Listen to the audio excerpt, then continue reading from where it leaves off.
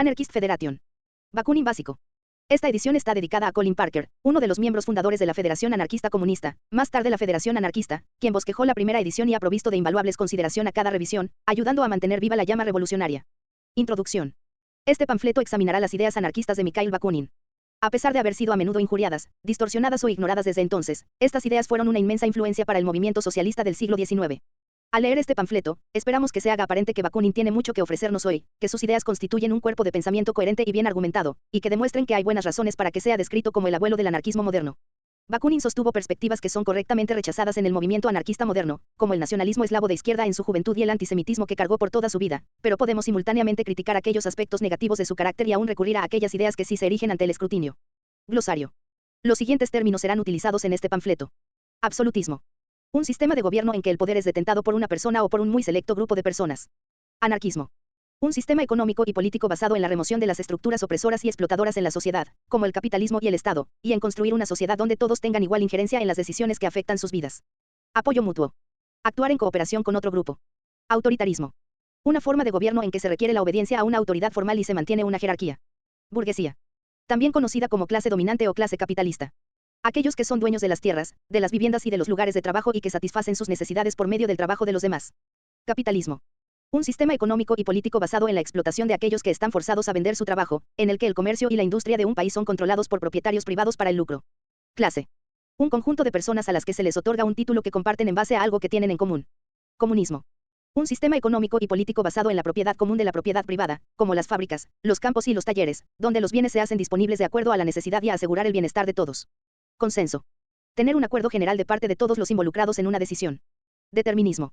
Un conjunto de ideas filosóficas que dicen que para todo evento, incluyendo las acciones humanas, existen condiciones que no podrían causar otro evento. Esta postura afirma que todo ocurre debido a las condiciones que vinieron antes, también conocido como causa y efecto, y que no podría haber habido otro resultado posible. Emancipación diagonal liberación. Obtener el máximo posible de libertad para tomar opciones políticas y económicas por ti mismo, y que esto esté disponible para todos. Estado, las instituciones reunidas que crean y refuerzan las leyes creadas por una pequeña minoría de personas dentro de un territorio dado. A través de las leyes el Estado clama que solo él tiene el derecho a conceder el uso de la violencia. El Estado usa la ley para justificar y proteger una economía capitalista. Idealismo. Un conjunto de ideas filosóficas que señalan que la realidad como la conocemos existe solamente en nuestras mentes, y que son estos pensamientos los que crean los cambios a nuestro alrededor. Alguien que sigue esta escuela de pensamiento se denomina idealista. Igualitario. Una persona que cree en la igualdad de todas las personas. Jerárquico. Naturaleza de la jerarquía. Un sistema en el que los miembros de una organización o sociedad son clasificados de acuerdo a su estatus o autoridad relativa. Libertario. Aquel que defiende la maximización de los derechos individuales y la minimización del rol del Estado. Marx, Karl. Karl Marx, 5 mayo de 1818, 14 marzo de 1883, fue un filósofo, economista, sociólogo, historiador, cronista y revolucionario alemán. La obra de Marx sobre economía sentó las bases para la comprensión actual del trabajo y su relación con el capital, y ha influido a mucho del pensamiento económico posterior. Bakunin y Marx, mientras estaban en amplio acuerdo respecto al modo en que funciona el capitalismo, terminaron como figuras insignes de un desacuerdo respecto a cómo oponerse al capitalismo. Materialismo. Un conjunto de ideas filosóficas que señalan que el pensamiento y la acción físicas crean cambios a nuestro alrededor. Alguien que sigue esta escuela de pensamiento se denomina materialista. Praxis. El ciclo de usar tus ideas y habilidades para planificar acciones prácticas, luego utilizar el resultado de aquellos actos para refinar y mejorar tus ideas y habilidades. Esto a su vez informa a futuras acciones, lo que luego mejora la siguiente oleada de ideas, y así. Socialismo. Un sistema económico y político basado en la propiedad social de nuestros lugares de trabajo y la administración cooperativa de la economía. Similar al comunismo, sin embargo no siempre en acuerdo con cómo debiese manejarse la sociedad o cómo la producción debiese ser distribuida. Solidaridad. Unidad o acuerdo de sentimiento o acción, especialmente entre individuos con un interés común, el apoyo mutuo dentro de un grupo. Clase. Bakunin veía la revolución en términos del derrocamiento de una clase opresora por otra clase oprimida y la destrucción del poder político como se expresa en el Estado y la jerarquía social. De acuerdo a Bakunin, la sociedad se divide en dos clases principales que están fundamentalmente opuestas una con la otra. La clase oprimida, que él describe diversamente como los plebeyos, el pueblo, las masas o los trabajadores, conforma una gran mayoría de la población. Bajo condiciones usuales esta no es consciente de sí misma como clase, aunque posee un instinto para la revuelta y pese a que no esté organizada, está llena de vitalidad. La numéricamente mucho más pequeña clase opresora sin embargo es consciente de su rol y mantiene su predominancia actuando de modo resuelto, concertado y unido. Las diferencias básicas entre las dos clases, mantuvo Bakunin, yacen en la propiedad y el control de la propiedad, que está desproporcionadamente en manos de la clase minoritaria de los capitalistas. Las masas, por otra parte, tienen poco que llamar propio más que su habilidad para trabajar. Identifica correctamente que la riqueza es generada por el pueblo trabajador pero que se nos niega los frutos de nuestra labor. Dado que el trabajo, que es la producción de riqueza, es colectiva, no parecería lógico que el disfrute de esta riqueza deba también ser colectiva. 1. Bakunin fue lo suficientemente astuto como para comprender que las diferencias entre las dos clases principales no siempre son tan claras. Señaló que no es posible dibujar una línea dura entre las dos clases, aunque, como en la mayoría de las cosas, las diferencias sean más aparentes en los extremos. Entre estos extremos de riqueza y poder hay una jerarquía de estratos sociales que puede ser evaluada de acuerdo al grado en que se explotan unos con otros o son explotados ellos mismos. Mientras más lejos de los trabajadores está un grupo dado, más probable es que sea parte de la categoría explotadora y menos sufre de la explotación. Entre las dos clases principales hay una clase media o clases medias que son tanto explotadoras como explotadas, dependiendo de su posición en la jerarquía social. En contraste con las ideas de Marx respecto a que el proletariado urbano es la fuerza revolucionaria principal en la sociedad, Bakunin en vez consideró a ambos, trabajadores urbanos y rurales juntos como las masas más explotadas, y que forman, en la visión de Bakunin, la gran clase revolucionaria y que es la única que puede barrer con el sistema económico presente. Desafortunadamente, la realidad de la explotación y su pobreza resultante no son en sí mismas garantía de la revolución. La pobreza extrema, pensaba Bakunin, es probable que conduzca a la resignación si el pueblo no puede ver alternativa alguna posible al orden existente. Quizás, si llegan a grandes profundidades de desesperación, los pobres se alzarán en una revuelta. Las revueltas, sin embargo, tienden a ser locales y por lo tanto, fáciles de revocar. En la visión de Bakunin, tres condiciones son necesarias para ocasionar una revolución popular. Estas son: odio puro por las condiciones en que se encuentran las masas. La creencia en que el cambio es una alternativa posible. Una visión clara de la sociedad que deba construirse para concretar la emancipación humana. Sin la presencia de estos tres factores, más una autoorganización unida y eficiente, ninguna liberación posible puede venir de una revolución. Bakunin no tenía dudas de que la revolución debe necesariamente involucrar la destrucción para crear las bases de la nueva sociedad. Señaló que, muy simple, revolución significa nada menos que guerra, es decir, la destrucción física de personas y de propiedad.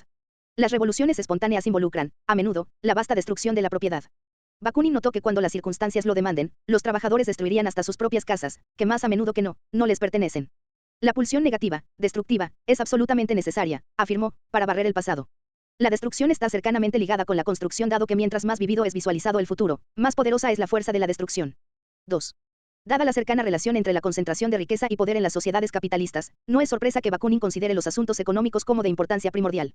Es en el contexto de la lucha entre el trabajo y el capital que Bakunin le dio gran importancia a las huelgas de los trabajadores. Las huelgas, creía él, tienen un número de funciones importantes en la lucha contra el capitalismo. Son necesarias como catalizadores para arrancar a los trabajadores de su fácil aceptación del capitalismo, les sacude de su condición de resignación. Las huelgas, como una forma de batalla económica y política, requieren de unidad para tener éxito, uniendo así a los trabajadores. Durante las huelgas, hay una polarización entre empleadores y trabajadores. Esto hace a los últimos más receptivos a la propaganda revolucionaria y destruye el deseo de hacer concesiones y buscar acuerdos. Bakunin pensaba que a medida que la lucha entre el trabajo y el capital aumenta, así también lo hará la intensidad y número de huelgas. La huelga definitiva es la huelga general. Una huelga general revolucionaria, en la que los trabajadores con conciencia de clase estén infundidos de ideas anarquistas conducirá, pensaba Bakunin, a la explosión final que ocasionará la sociedad anarquista. Las huelgas despiertan, en las masas del pueblo, todos los instintos socialistas revolucionarios que residen en lo profundo del corazón de todo trabajador. Y, cuando aquellos instintos, agitados por la lucha económica, despierten en las masas de trabajadores, que se levantan de su propio sueño, entonces la propagación de la idea socialista revolucionaria se vuelve bastante fácil. 3. Las ideas de Bakunin son revolucionarias en el más completo sentido, ocupándose de la destrucción de la explotación económica y la dominación social diagonal política y su reemplazo por un sistema de organización social que esté basado en la solidaridad y el apoyo mutuo. Bakunin ofreció una crítica al capitalismo, en el que la autoridad y la desigualdad económica van de la mano, y al socialismo de Estado, que es unilateral en su concentración en los factores económicos mientras que desestima burdamente los peligros de la autoridad social. Estado. Bakunin basó su teoría consistente y unificada de las relaciones sociales en tres puntos conectados. Los seres humanos son naturalmente sociales, y por ende desean la solidaridad social. Los seres humanos son más o menos iguales. Los seres humanos quieren ser libres. Su anarquismo, en consecuencia, se ocupa del problema de crear una sociedad libre dentro del contexto de un sistema igualitario de interacción mutua. El problema con las sociedades existentes, afirmó, es que son dominadas por estados que son constructos necesariamente violentos, antisociales y artificiales que niegan la realización de la humanidad.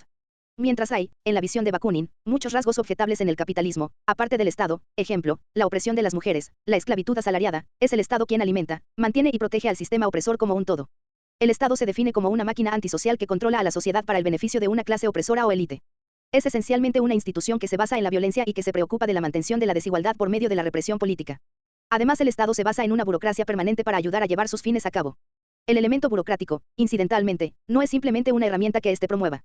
Todos los estados, creía Bakunin, tienen tendencias internas a la autoperpetuación, ya sean capitalistas o socialistas y por ende se les debe oponer como obstáculos a la libertad humana. Se podría objetar que los estados no están principalmente preocupados de la represión y la violencia política y que los estados democráticos liberales, en particular, están muy interesados en el bienestar social. Bakunin argumenta que tales aspectos son solo un disfraz, y que, al ser amenazados, todos los estados revelan su naturaleza esencialmente violenta. Y los desarrollos en Gran Bretaña en el último par de décadas tienden a corroborar otro rasgo del estado al que Bakunin llevó la atención, la tendencia al autoritarismo y al absolutismo.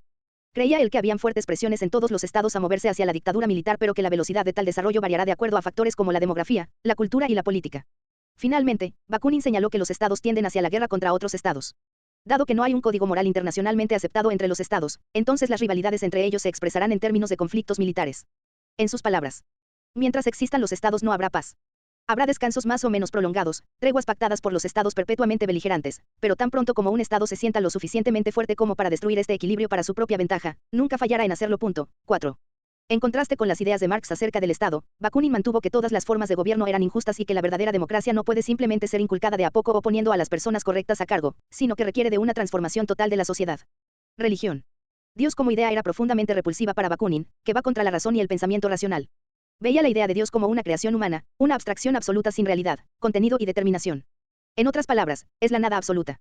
Dios y la religión son ambas fantasías humanas, una distorsión de la vida en la tierra. La creencia en Dios destruye la solidaridad, la libertad, la cooperación y la comunidad humanas. El amor humano es transferido al sinsentido del amor por algo que no existe y a la caridad religiosa. Para Bakunin, Dios y la religión son enemigos de todas las clases oprimidas y en efecto su rol es contribuir a la explotación y la opresión en sintonía con la clase dominante. La aceptación de la idea de Dios era para Bakunin la negación de la humanidad, la libertad y la justicia. Afirmó que si Dios es la verdad, la justicia y la vida infinita, entonces la humanidad debe ser la falsedad, la injusticia grosera y la muerte. 5. Bakunin argumenta luego que al aceptar la existencia de Dios la humanidad se esclaviza, y que ya que la humanidad es capaz de inteligencia, justicia y libertad, le sigue que tal cosa, Dios, no existe. Las religiones para Bakunin son el resultado de la fantasía humana en las que el cielo es un espejismo. Una vez instalado Dios, naturalmente se vuelve el amo ante quien las personas se postran. Por supuesto, Bakunin reconoció que Dios no existe y que la religión es una forma humana de organizar y controlar a las masas. Propuso que quien sea que se invista de profeta, revelador o sacerdote, representante de Dios en la tierra, se convertirá en el maestro y el líder. Desde ese rol los líderes religiosos terminan comandando, dirigiendo y gobernando la existencia terrena.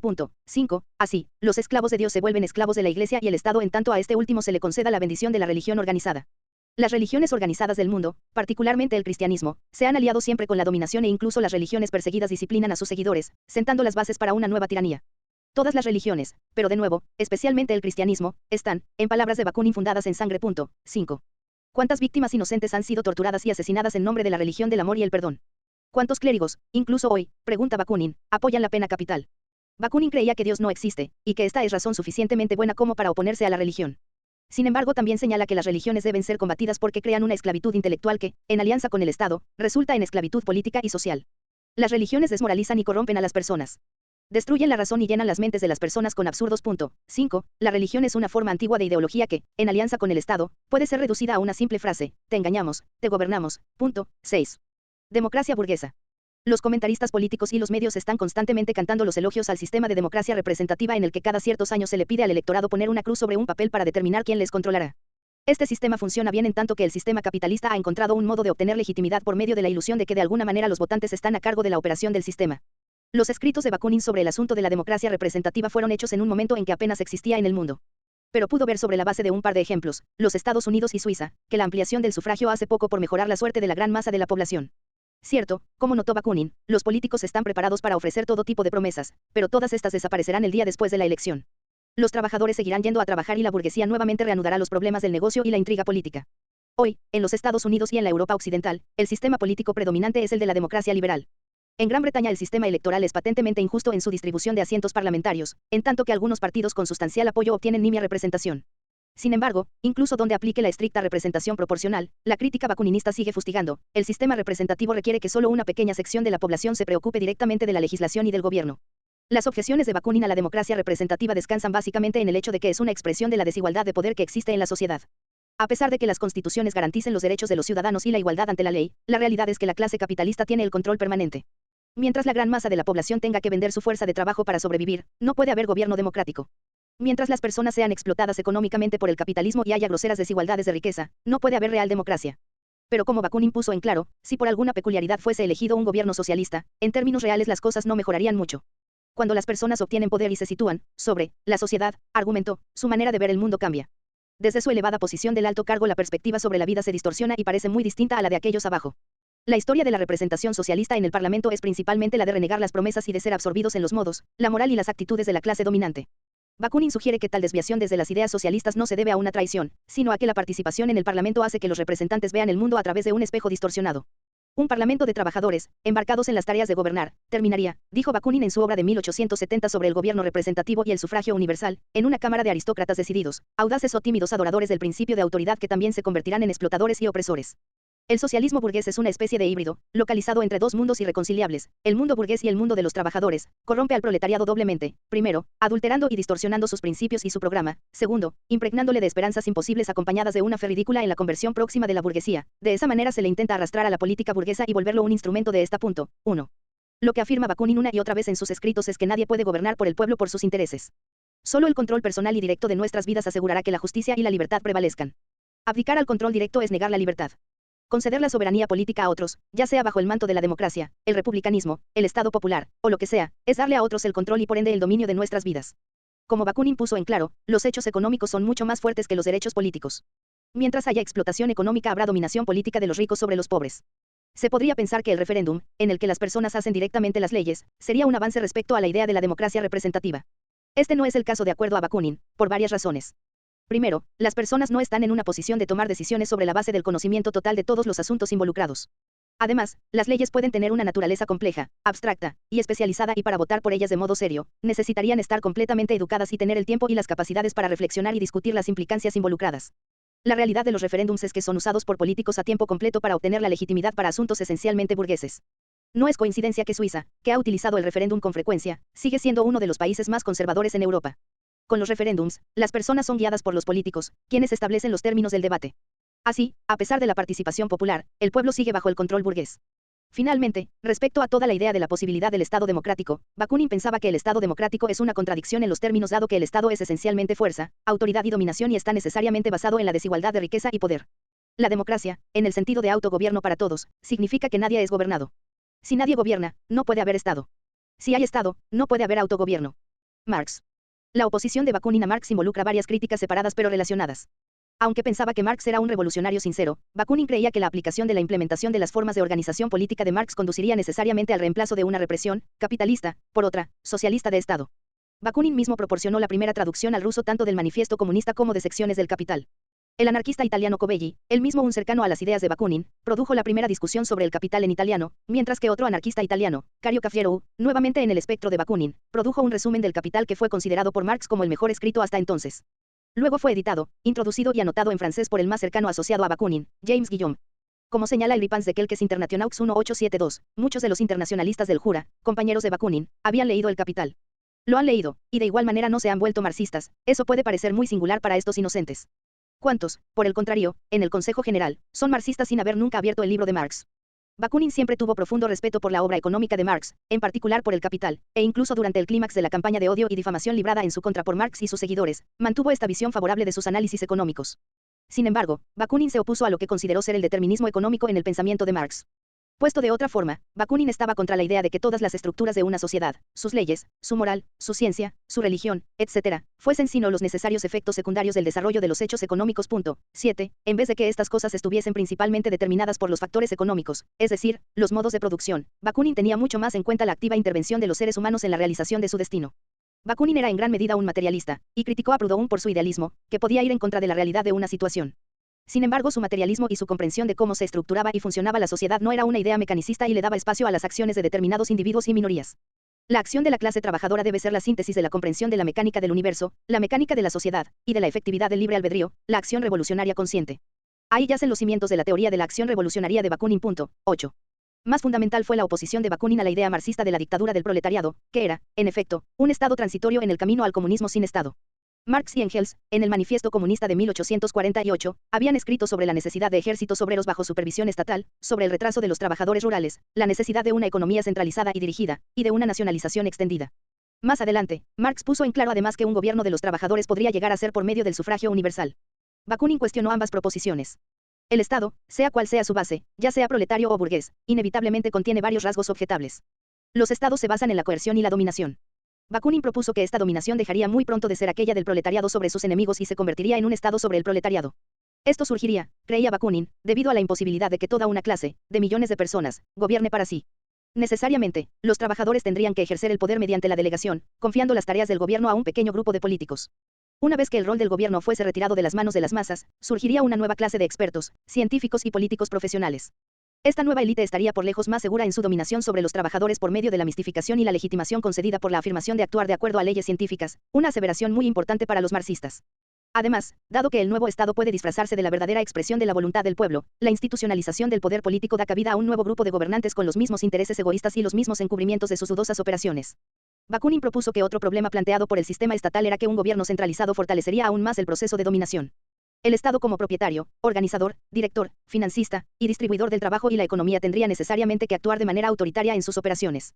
Como puede verse en supuestos estados socialistas como Rusia y Cuba, una economía centralizada debe actuar con decisiones que van de arriba hacia abajo, no puede satisfacer las complejas y diversas necesidades de los individuos y, al final del análisis, es un gigante incurable e ineficiente. Marx creía que el centralismo, venga de donde venga, era una movida hacia la solución de la revolución final y conducida por el Estado. De acuerdo a Bakunin, la organización política y económica de la vida social no debe, como en el presente, ser dirigida desde la cúspide hacia la base, del centro a la circunferencia, imponiendo unidad por medio de la centralización forzada. Por el contrario, debe ser reorganizada para ocurrir desde el base a la cúspide, desde la circunferencia hacia el centro, de acuerdo a los principios de la asociación y federación libres. 8. Esto significa en términos prácticos que en vez de ser dirigida por un Estado centralizado, una sociedad anarquista involucraría la organización de individuos y grupos de modo federativo. Consejos fabriles, grupos comunitarios y otros grupos formarían redes horizontales por medio de la asociación voluntaria para dirigir la acción más amplia que involucra a más que solo su grupo. Las predicciones de Bakunin han brotado en la realidad. Los bolcheviques tomaron el poder en 1917, hablaron sin parar de la dictadura del proletariado y del poder de los soviets, y sin embargo inevitablemente, con o sin quererlo, crearon un vasto estado burocrático policial. Muchos socialistas de Estado y comunistas de partido afirman que esto es porque el Estado estaba sujeto a condiciones no ideales, sin embargo los métodos que sugieren inevitablemente llevan a estos resultados. Sindicatos. La mayor parte de la izquierda en Gran Bretaña ve las estructuras presentes de los sindicatos con buenos ojos. Esto es cierto en los miembros del Partido del Trabajo, tanto de izquierda como de derecha, y en muchas organizaciones marxistas. Estos cuerpos desean capturar o retener el control de los sindicatos, para usarlos para sus propios propósitos. Como resultado, con frecuencia hay amargos conflictos y maniobras por el control en su interior. Bakunin sentó las bases del acercamiento anarcosindicalista a la organización sindical y reconoció la tendencia general de los sindicatos no anarquistas a la descomposición en feudos personales y en burocracia hace más de un siglo. Discutiendo en el contexto de la organización sindical del periodo de la Asociación Internacional de Trabajadores, dio ejemplos de cómo los sindicatos pueden ser hurtados a los miembros, que se supone que son expresión de su voluntad. Identificó varios rasgos interrelacionados que conducen a la usurpación del poder por parte de los líderes del sindicato. Primero, indicó un factor psicológico que juega un papel clave. Los militantes honestos, trabajadores, inteligentes y bien intencionados obtienen con esfuerzo el respeto y la admiración de sus comiembros y son elegidos para el alto cargo. Demuestran autosacrificio, iniciativa y habilidad. Desafortunadamente, una vez en la posición de líder, estas personas pronto se imaginan a sí mismos como indispensables y su foco de atención se centra más y más en las maquinaciones dentro de los diversos comités sindicales. El alguna vez militante entonces se aleja de los problemas cotidianos de los miembros comunes y corrientes y asume el autoengaño que aflige a todos los líderes, es decir, un sentido de superioridad. Dada la existencia de las burocracias sindicales y las cámaras de debate secretas en las que los líderes deciden las acciones y políticas del sindicato, surge la élite dominante dentro de las estructuras sindicales, no importa cuán democráticas puedan ser estas formalmente. Con la creciente autoridad de los comités, etc., los trabajadores se vuelven indiferentes a los asuntos del sindicato con la excepción, asevera Bakunin, de los asuntos que directamente les afectan, por ejemplo, los debidos pagos, las huelgas, y demás. Los sindicatos siempre han tenido grandes problemas para obtener suscripciones de miembros alienados. Una solución se ha encontrado en el sistema de descuentos, por el cual los sindicatos y empleadores colaboran para retirar la suma requerida de las fuentes, es decir, de las remuneraciones. Cuando los trabajadores no controlan directamente su sindicato, como Bakunin pensaba que debían, y delegan la autoridad a comités y agentes a tiempo completo, ocurren varias cosas. Primero, mientras las suscripciones no sean demasiado altas, y no se presione tanto por las cuotas atrasadas, los cuerpos sustitutos pueden actuar con virtual impunidad. Esto es bueno para los comités pero casi acaba con la vida democrática del sindicato. El poder gravita cada vez más hacia los comités y estos cuerpos, como todos los gobiernos, sustituyen la voluntad de los miembros por la propia. Esto a su vez permite la expresión de intrigas personales, de vanidad, ambición e interés propio. Muchas batallas intrasindicales, que se pelean ostensiblemente sobre bases ideológicas, son de hecho meras luchas por el control de parte de ambiciosos egoístas que han escogido al sindicato para estructurar sus carreras. Este carrerismo ocasionalmente sale a la superficie en batallas entre izquierdistas rivales, por ejemplo cuando no existen razones políticas para el conflicto. En el pasado, el Partido Comunista ofreció una trayectoria sindical dentro de ciertos sindicatos y surgieron tales conflictos constantemente, una ruta aún utilizada por los miembros del Partido del Trabajo y varios partidos socialistas hoy. Dentro de los diversos comités sindicales, que se ordenan jerárquicamente, imitando al capitalismo, uno o dos individuos llegan a dominar sobre la base de una inteligencia o agresividad superior. En últimas, los sindicatos llegan a ser dominados por patrones que detentan gran poder en sus organizaciones, a pesar de las salvaguardas de los procedimientos y constituciones democráticas. En las últimas décadas, muchos patrones de sindicatos se han vuelto figuras nacionales, especialmente en los periodos de gobierno del Partido del Trabajo. Bakunin era consciente de que tal degeneración sindical era inevitable, pero solo surge en ausencia del control de los comunes y corrientes, la carencia de oposición a tendencias no democráticas y el acceso al poder sindical para quienes permiten ser corruptos. Aquellos individuos que genuinamente desean salvaguardar su integridad personal, afirmó Bakunin, no deben quedarse en el cargo por mucho tiempo y deben alentar una fuerte oposición de los comunes y corrientes. Los militantes sindicales tienen un deber de permanecer fieles a sus ideales revolucionarios. La integridad personal, sin embargo, es un amparo insuficiente, otros factores institucionales y organizativos deben también entrar en juego. Se incluye el reporte cotidiano de las propuestas hechas por los cargos y cómo votaron, en otras palabras, cuentas frecuentes y directas. Segundo, tales delegados sindicales deben obtener sus mandatos desde los miembros y estando sujetos a las instrucciones de los comunes y corrientes. Tercero, Bakunin sugiere el retiro inmediato de los delegados insatisfactorios. Finalmente, y lo más importante, instó al llamado a mítines masivos de miembros ordinarios y otras expresiones de actividad de base para eludir a aquellos líderes que actúan de manera no democrática. Los mítines masivos inspiran a los miembros pasivos a la acción, creando una camaradería que tendería a repudiar a los supuestos líderes. Bakunin basó su análisis en los sindicatos de su tiempo. Como tal, su crítica fue perceptiva y aguda, en particular sus usuales percepciones de la naturaleza alienante del poder así como también de la creciente burocratización de los altos cargos sindicales. El pensamiento de Bakunin sobre el asunto de las organizaciones de trabajadores y de cómo debiesen estructurarse sentó las bases para el nacimiento del anarcosindicalismo en España, Francia y otras partes. Sin embargo, en los 2 siglos tras su muerte, la integración de los sindicatos al sistema capitalista ha avanzado a ritmo acelerado. Los liderazgos sindicales a menudo sabotean las luchas de los trabajadores. La organización común y corriente dentro del sindicato y los intentos por democratizarlos no son la respuesta a la pregunta de cómo deben organizarse los trabajadores. Las luchas exitosas son ahora cada vez más de tipo ilegal, fuera del control de los liderazgos sindicales, y con frecuencia se organizan fuera de los sindicatos. Cuando los sindicatos sí declaran la huelga, o bien han sido forzados a hacerlo por la ira y el descontento de los miembros, o emprenden actos simbólicos con poca chance de victoria para sofocar la militancia de aquellos que están en los puestos de trabajo. Los sindicatos anarcosindicalistas se han involucrado a menudo en agudas luchas con los empleadores y con el Estado. Sin embargo, siempre hay una dinámica de verse forzados a mediar en las luchas, lo que ha llevado a serias divisiones dentro del movimiento sindical en países específicos y a nivel mundial. Bakunin estaba muy consciente de la naturaleza peligrosa del oficialismo y de cómo trabajadores comunes, al tomar posiciones oficiales, podían alienarse de sus compañeros. Estaba menos consciente del papel mediador de los sindicatos mismos en la lucha por asegurar mejores pagos y condiciones, y de su tendencia a volverse controladores de la propia fuerza de trabajo. Organización revolucionaria. Por sobre todo, Bakunin creía en la necesidad de acción colectiva para alcanzar la anarquía. Tras su muerte hubo una fuerte tendencia dentro del movimiento anarquista hacia el abandono de la organización en favor de la actividad de pequeños grupos e individual. Este desarrollo, que culminó en actos de terror individual a fines del siglo XIX en Francia, aislaron al anarquismo de las clases trabajadoras en su conjunto. Bakunin, siendo consistente con otros aspectos de su pensamiento, vio la organización no en términos de un ejército centralizado y disciplinado, aunque pensaba que la autodisciplina era vital, sino como el resultado del federalismo descentralizado en el que los revolucionarios pudiesen canalizar sus energías a través del acuerdo mutuo dentro de un colectivo. Es necesario, afirmó Bakunin, tener un movimiento revolucionario coordinado por varias razones.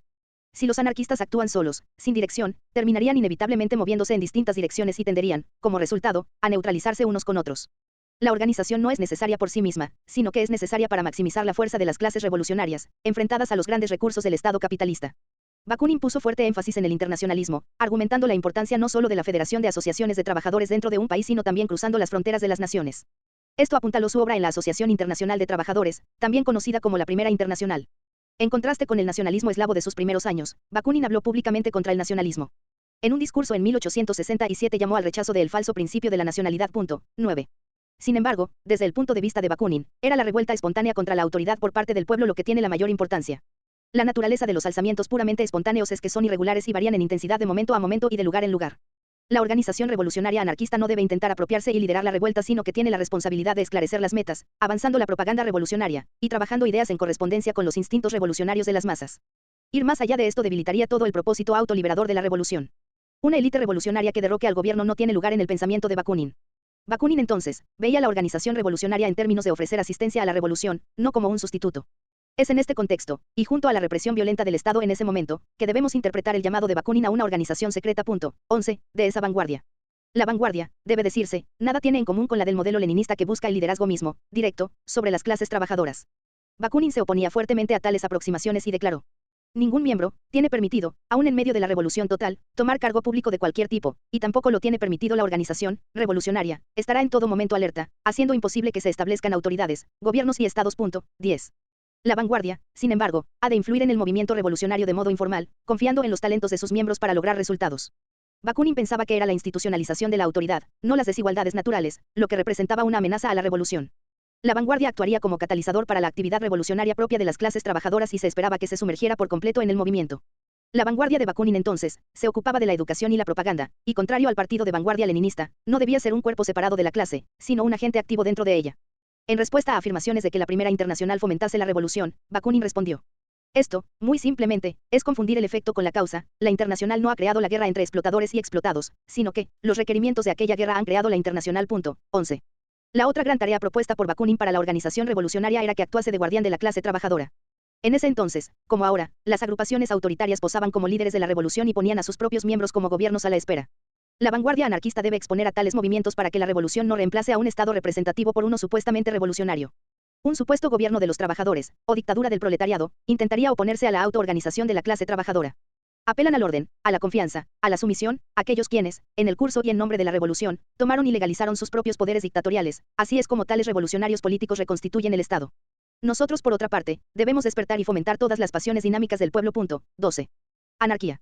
A lo largo de las críticas de Bakunin al capitalismo y al socialismo de Estado, defiende constantemente la libertad.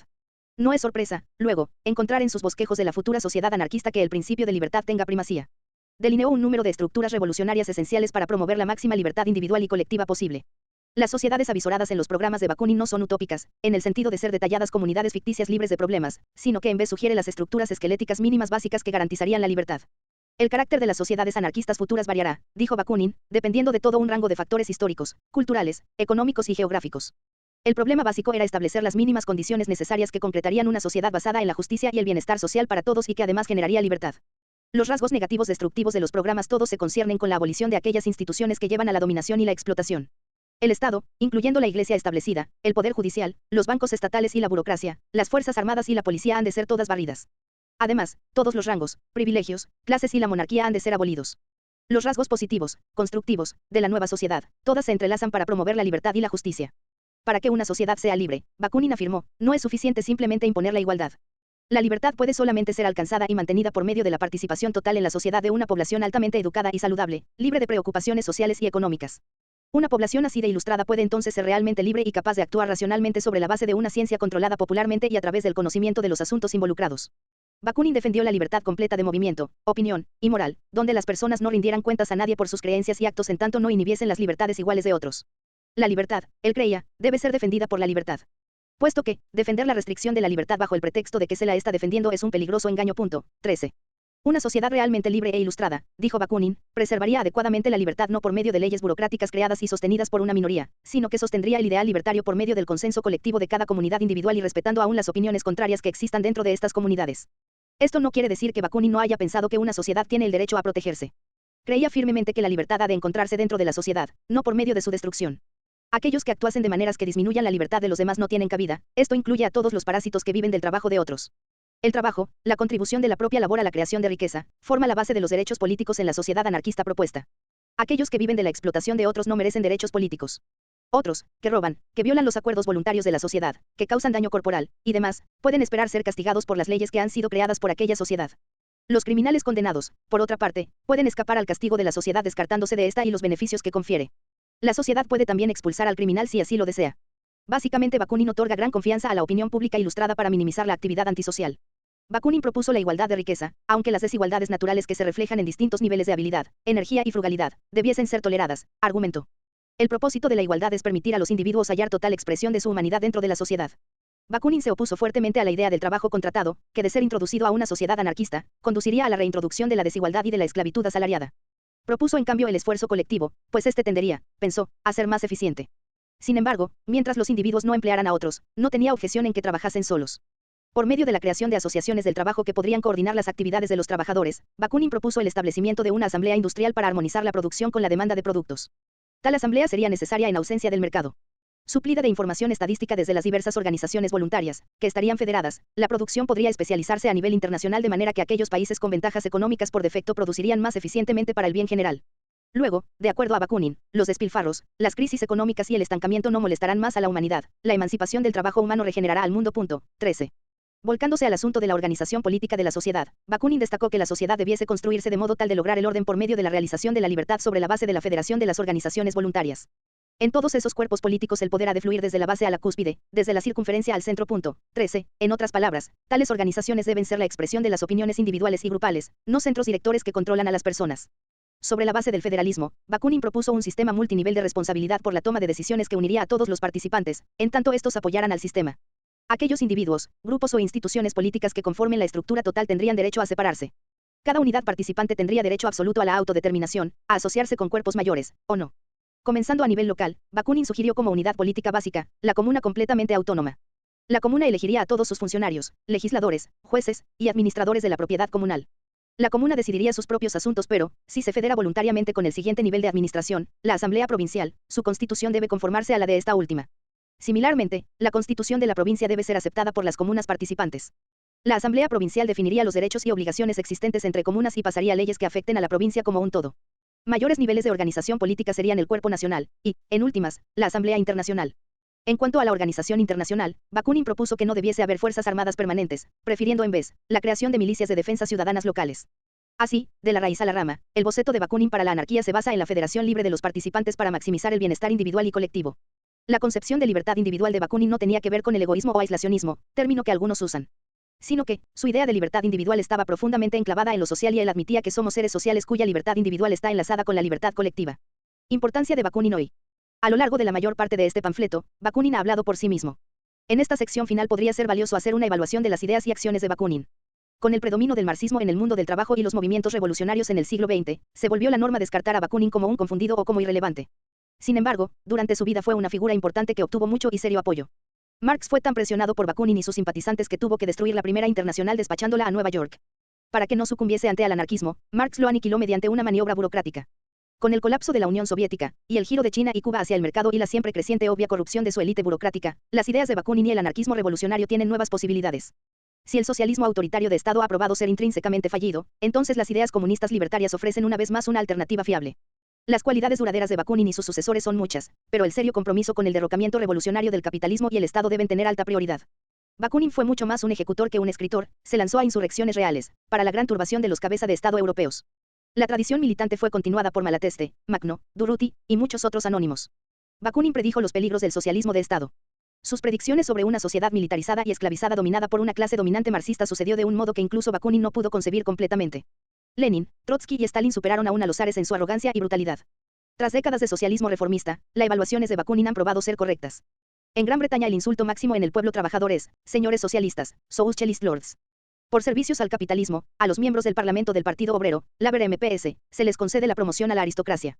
Bakunin luchó por una sociedad basada en la justicia, la igualdad y la libertad. Al contrario de los líderes políticos de la izquierda, él tuvo gran fe en el potencial espontáneo, creativo y revolucionario del pueblo trabajador. Sus creencias y acciones reflejan esto. Los revolucionarios pueden aprender mucho del valor de este federalismo, su militancia y su desprecio por el Estado, que en el siglo XX ha asumido proporciones gigantescas y peligrosas.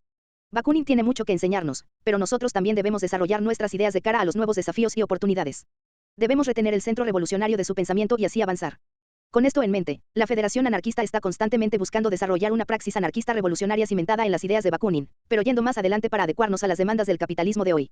Le damos la bienvenida al desafío.